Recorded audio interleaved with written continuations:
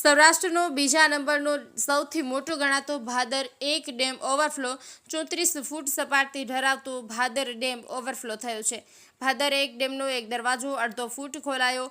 282 cusec પાણીની આવક સામે 282 ક્યુસેક પાણીની જ આવક। પીવાના પાણી અને સિંચાઈના પાણીનું સંકટ થયું દૂર।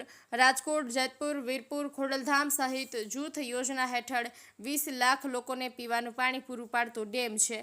ભાદર 1 ડેમ સિંચાઈ માટેનો મહત્વનો ડેમ છે। સૌની યોજનાનું પાણી અને વરસાદી પાણીથી ડેમ ઓવરફ્લો થયો। સૌપ્રથમ વખત ભાદર ડેમ ઓવરફ્લો થયો છે। જેતપુર, ગોંડલ, ધોરાજી સહિતના ગામોને નદીના પટમાં અવરજવર નહીં કરવા સૂચના આપવામાં આવી છે। Bureau report, Hemant Shekhwa, Jetpur. એમાં જાદવ, સેક્શન ઓફિસર। ભાઈ, જે ડેમ છે તે સૌ પ્રથમ વખત ઓવરફ્લો થયો છે। કેટલા દરવાજા કેટલા ફૂટ સુધી ખોલવામાં આવ્યો છે, કેટલા ગામોને એલર્ટ કરવામાં આવ્યો છે?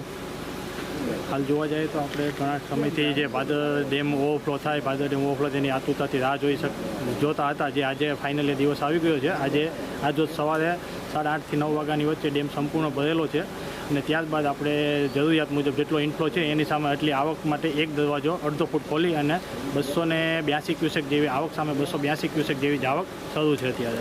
કેટલા લોકોને પાણી પીવાનું પૂરું પાડે છે? ઉપરાંત ખેડૂતોના સિંચાઈને પણ આમાંથી પાણી પિયત માટે આપવામાં આવે છે, તો શું કહેશો આમને લઈને?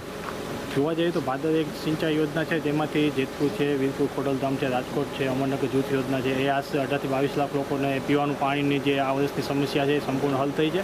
અને જોવા જઈએ તો સિંચાઈ માટે કુલ આપણે ભાદરના કમાન્ડમાં 46 ગામડાઓ આવે છે અને ટીબીસી વિસ્તારમાં ભાદરના ડૂબ વિસ્તારમાં 14 ગામડાઓની સિંચાઈ માટે આજે આખા વર્ષનો જે પ્રશ્નનો હલ હતો પ્રશ્નનો હલ થઈ ગયો છે।